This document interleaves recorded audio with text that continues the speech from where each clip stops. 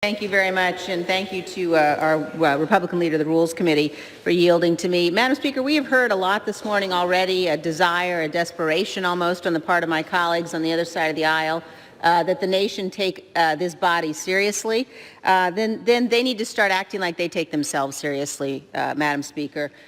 When we are here gathered discussing this most grave and solemn obligation we have, addressing impeachment, we know, Madam Speaker, what a serious process would look like. We have seen it before. We have seen members on both sides of this aisle in the past, when we've been engaged in the impeachment of a president, act in a way that is serious, reflects the dignity of this body, and reflects the importance of the Constitution.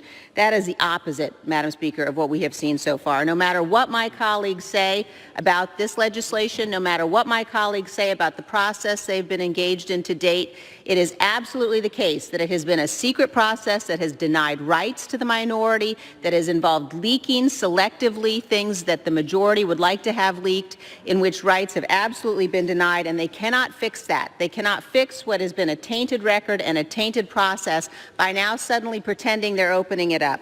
And Madam Speaker, let me say one other thing. Every time I hear my colleagues on the other side of the aisle talk about efforts to somehow undermine national security for political gain, I can't help but think about what they are doing precisely this morning.